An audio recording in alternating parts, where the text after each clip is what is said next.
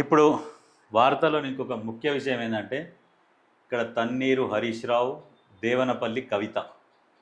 ఏంది ఇప్పుడు హరీష్ అంటే ఇప్పుడు కేసీఆర్కు అల్లుడవుతాడు. అల్లుడు కాబట్టి ఇప్పుడు ఆయనకి ఎట్లా ఇస్తారు వారసత్వంగా? తలగురిమి పెట్టేటాయనేమో కొడుకాయ. మరి అల్లునికి ఎట్లా ఇస్తాడు వారసత్వంగా? పదవి ఇయ్యడు కదా, ఇయ్యరు. ఇక్కడ బిడ్డను ఓ ఇంటికి ఇచ్చిరు, అయిపోయా. ఇప్పుడు ఆమెకి ఎట్లా ఇస్తారు? ఆమెకి ఇయ్యరు. ఏందంటే ఇప్పుడు చర్చ జరిగేది ఏంది? చోటు ఇస్తారా, చిన్న బుచ్చుతారా? హరీష్ కవితలకు చోటు దక్కేనా? త్వరలో బీఆర్ఎస్ రాష్ట్ర కమిటీలు. రజతోత్సవ సభలో కానరాని ఇద్దరి ఫోటోలు. నిజంగా వాస్తవానికైతే హరీష్ రావు ఫోటో వేయలేదు, కవిత ఫోటో వేయలేదు. ఏంటంటే ఇక్కడ కేసీఆర్, ఆయన పక్కన కేటీఆర్. ఏంటంటే ఈయన పోతాడు, ఈయన రాజకీయాల నుంచి విరమణ పొందుతాడు, ఈయన తప్పించి రాజకీయాల నుంచి వైదొలుగుతున్నాడు కేసీఆర్. ఇక నెక్స్ట్ కేటీఆర్ఏ సీఎం అన్న విధంగా ఆ రజతోత్సవ సభలు ఏర్పాటు జరిగినాయి.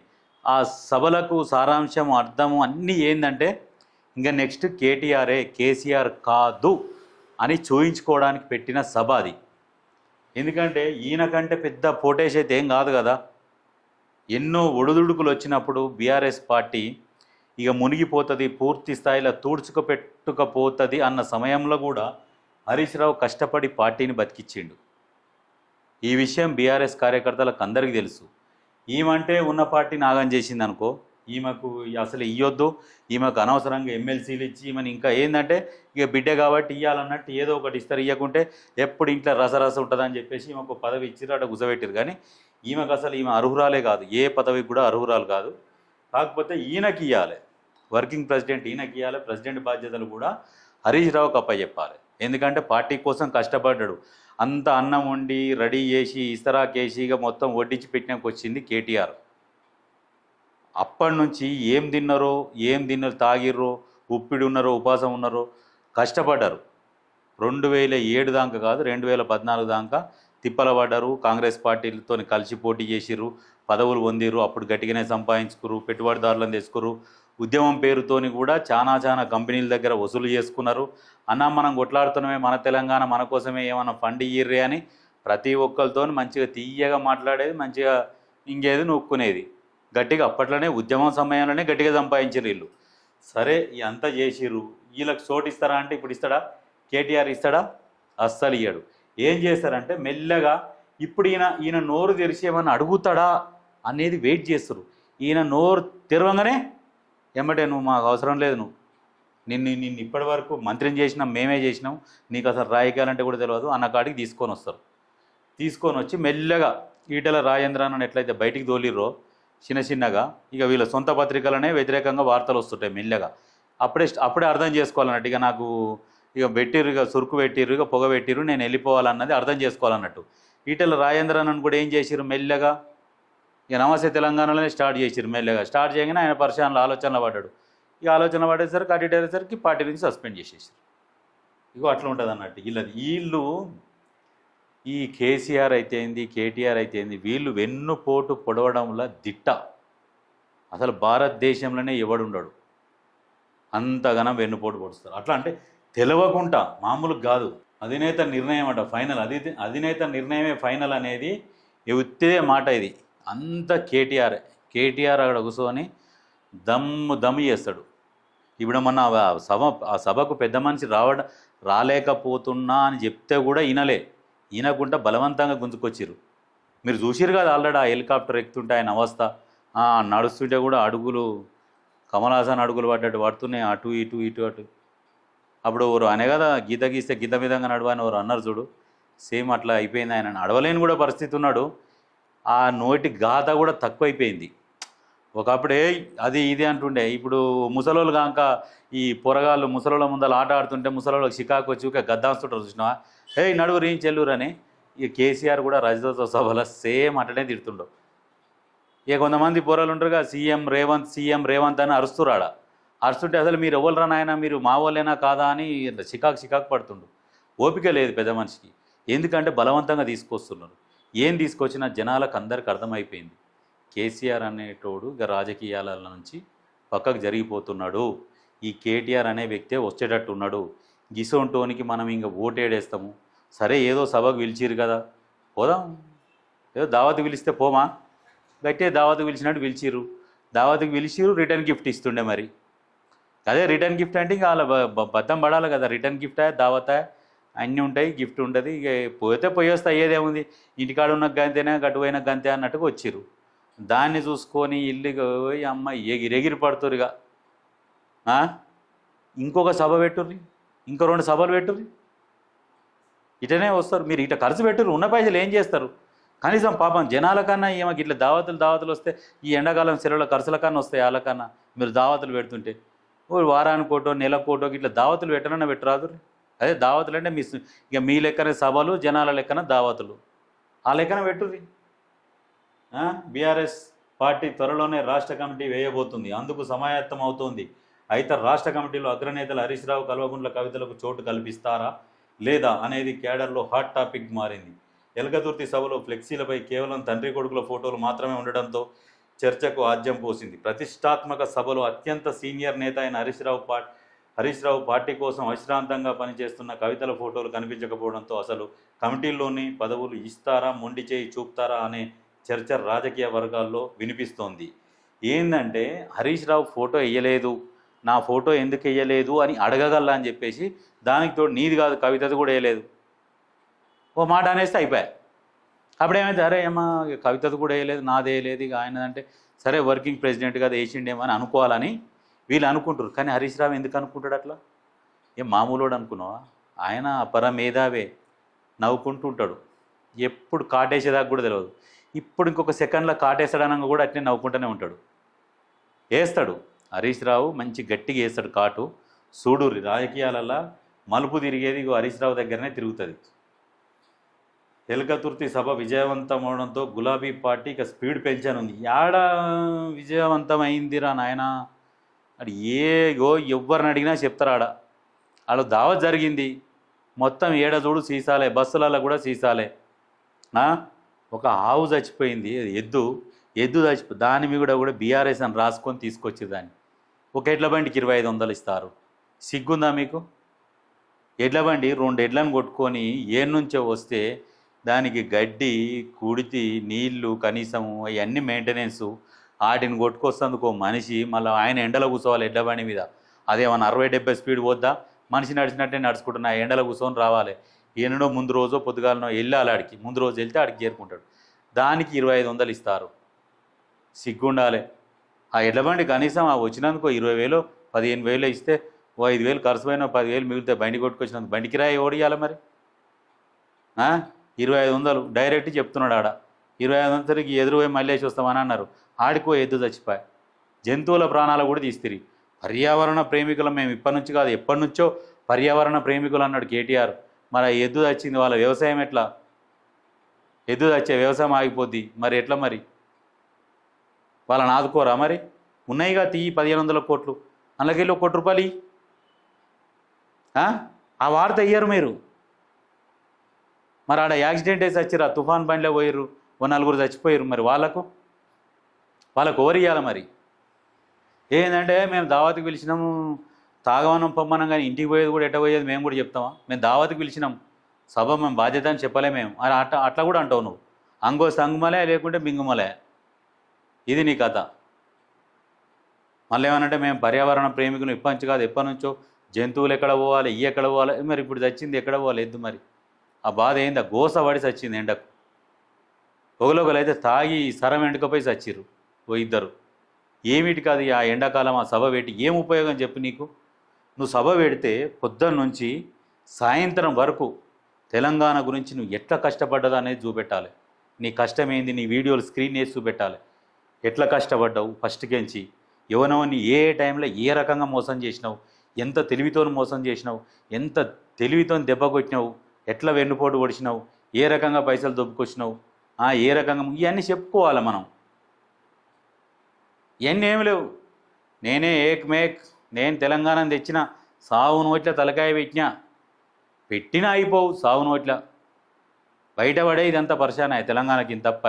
నువ్వు సావు నోట్ల తలకాయ పెట్టి బయటపడ్డందుకు ఇవాళ తెలంగాణకు 8.5 లక్షల కోట్ల అప్పు నువ్వు చేసిపోతివి. దానికి మిత్తి కట్టలేక ఇప్పుడు ఉన్నాయన ఈయన తలపానం తోకకొస్తుండే. మళ్ళీ ఈ పథకాలు ఇవ్వాలనే, సంక్షేమ పథకాలు, ఉచిత పథకాలు అన్నీ అమలు చేయాలి. అమలు చేస్తుంటే కూడా మళ్ళీ నువ్వు ఇంకా ఓర్వ లేకుండా, సిగ్గు లేకుండా బురద తలుతుంటుంది. ఇది మీ పార్టీ భవిష్యత్తు ఉంటుంది. ఇంకా మీకు నుంచి రాష్ట్ర స్థాయి వరకు అన్ని కమిటీలు, అనుబంధ కమిటీలు వేయనున్నారు. పార్టీ కమిటీల్లో ప్రస్తుతం కేసీఆర్ అధ్యక్షుడిగా, కేటీఆర్ వర్కింగ్ ప్రెసిడెంట్గా కొనసాగుతున్నారు. అంటే మీరు ఈయన వర్కింగ్ ప్రెసిడెంట్గా ఎన్ని రోజులు కొనసాగుతాడు? ఎందుకు? ఆయనే ప్రెసిడెంటు కాబట్టి కంటిన్యూ ఆయనే ఉంటాడు. ఎందుకంటే తాళం చెయ్యి ఆయన కాడనే ఉంటుంది.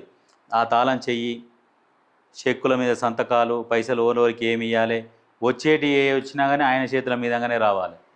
ఇది అందుకోసం వర్కింగ్ ప్రెసిడెంటు. అది ఇంకా వేరే వాళ్ళకి ఇయ్యరు. ఈయనకెందుకు ఇస్తారు? ఈయనకి ఇయ్యరు, అసలే ఇయ్యరు. ఆయన అల్లుడే.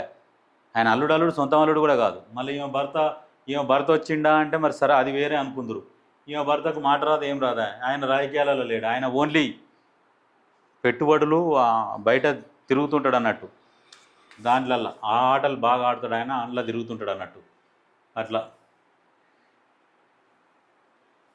కేటీఆర్ వర్కింగ్ ప్రెసిడెంట్గా కొనసాగుతున్నాడు. కవిత, హరీష్ రావు, సంతోష్ కుమార్లకు పార్టీలో ఎలాంటి పదవులు లేవు. కానీ ప్రస్తుతం హరీష్ రావు ఎమ్మెల్యేగా, కవిత ఎమ్మెల్సీగా కొనసాగుతున్నారు. సంతోష్ కుమార్ రాజ్యసభ ఎంపీ పదవి కాలం పూర్తయింది. దీంతో పార్టీ పదవులు లేకుండా పార్టీ కార్యక్రమాలు ఎలా నిర్వహించాలనే దానిపై కొంత ఆలోచనలో పడ్డారు. ఈ సంతోష్ కుమారు ఈయన కనబడ్డా, ఉద్యమం సమయాల నుంచి ఆయన కనబడ్డా, కేసీఆర్కు మందుగోలేలు డబ్బా పట్టుకొని తిరిగేది వెనకంగా. ఆయనను తీసుకుపోయి పెద్దల సభలో రాజ్యసభ ఎంపీని చేసిండు ఆయనని.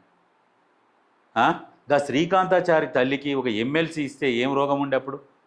ప్రాణత్యాగం చేసిండు. అమరుడు, తొలి అమరుడు, మలిదశ ఉద్యమంలో తొలి అమరుడు ఆయన.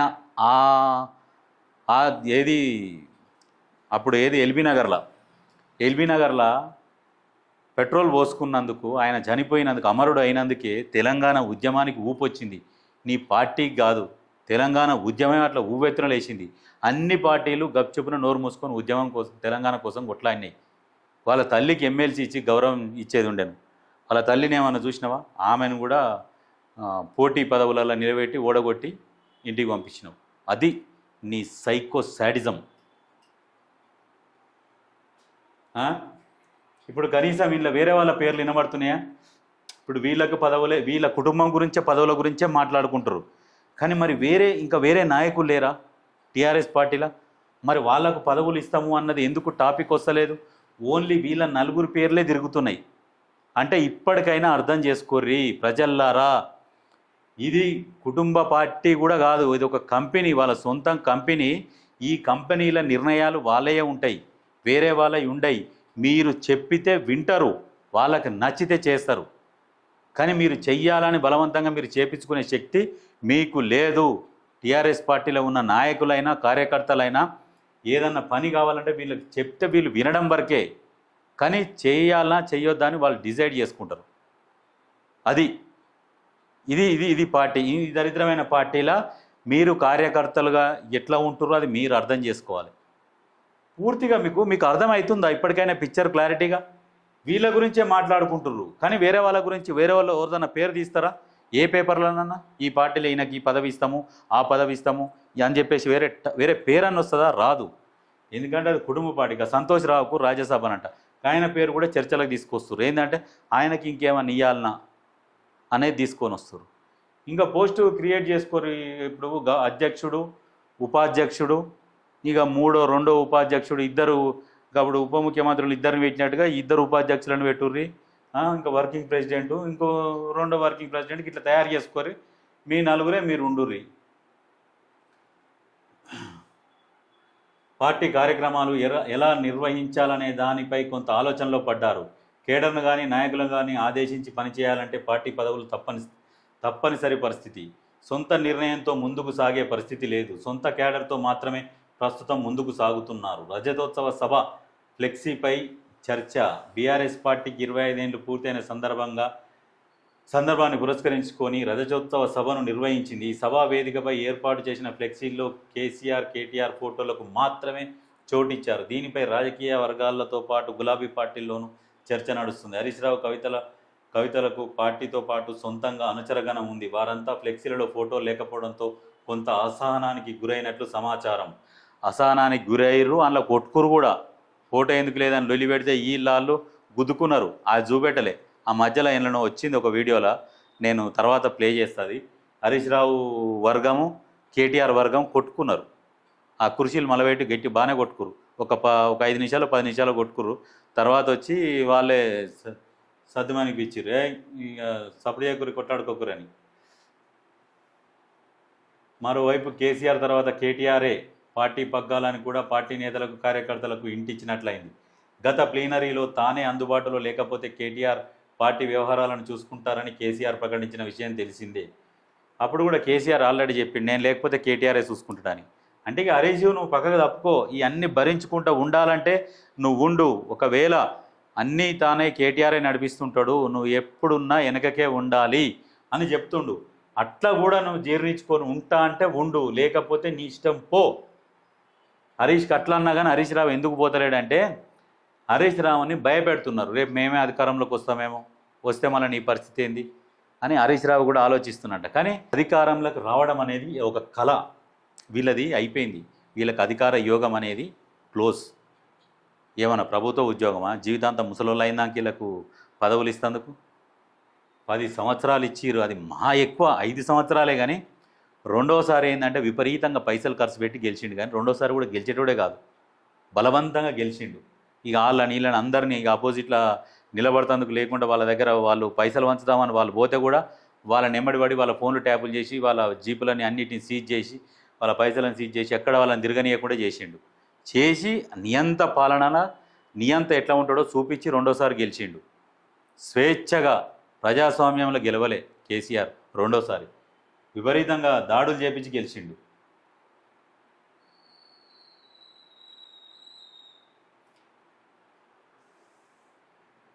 కేటీఆర్ పార్టీ కార్యక్రమాలు అన్నీ చూసుకుంటున్నారు. తద్వారా అన్ని సభల్లో కేటీఆర్ ఫ్లెక్సీకి క్లీన్ చిట్ ఇచ్చినట్లయింది. ఇప్పటికే పార్టీ పదవులపై నజర్. హరీష్ రావు, కవిత పార్టీలో కీలక నేతలుగా ఉన్నప్పటికీ పదవులు లేవు. ఈమెకి ఎందుకు ఇవ్వాలి? ఈమెకు కవితకి ఎందుకు ఇవ్వాలి? ఏం చేసింది ఈమె? రాష్ట్ర పరువును నిలబెట్టిందా? దేశంలో నిలబెట్టిందా? రాష్ట్ర పరువును తీసుకుపోయి ఢిల్లీలో పెట్టింది. ఇక ఆమెకు పదవులు ఇచ్చిర్రు. మరి అట్లా ఏంటంటే ఇగో వడ్డించేటోడు మనోడైతే ఏ మూలకు కూర్చున్నా ఏం కాదన్నట్టు. ఇప్పుడు వీళ్ళు ఏం చేస్తారు? పార్టీ మీటింగ్ అయినా ఏడ మూలకు నిలబడ్డా కానీ కవిత గారు అంటాడు కేసీఆర్, కవిత గారు అని కేటీఆర్ అంటాడు. అనంటే ఏంటంటే ఎయ్యి అని కీకలిగా ఏడ కూర్చున్నా ఇక అట్లా వీళ్ళకు ఉంటుంది. వడ్డించేటోడు మనోడైతే ఏ మూలకు కూర్చుంటే గట్టిగా వేస్తారు ముక్కలు అన్నట్టు. వీళ్ళు ఏడమున్నా వీళ్ళకి పదవులు వస్తాయి. సైలెంట్గా కూర్చున్నా పదవులు ఇవ్వాల్సిందే, ఏం చేసినా పదవులు ఇవ్వాల్సిందే. లేకుంటే పొద్దుగాల లేస్తే ఇంట్లో ఎప్పుడు రసరసం ఉంటుంది. ఇక ఏమి పోయి అమ్మకి ఎప్పుడు అమ్మ పోయి ఆయనతో పెద్ద ఆయనతో గులుగుడు, ఆ పొల్లకి ఏదైనా ఇవ్వకపోయారు, ఎందుకు ఒకటే ఏడుస్తుంది, ఆడవిళ్ళు ఏడిస్తే మంచిది కాదు, అది దాన్ని ముచ్చట చెప్తారు. ఏదో పదవి కొడితే అయిపోతుంది, కొట్టిస్తారు.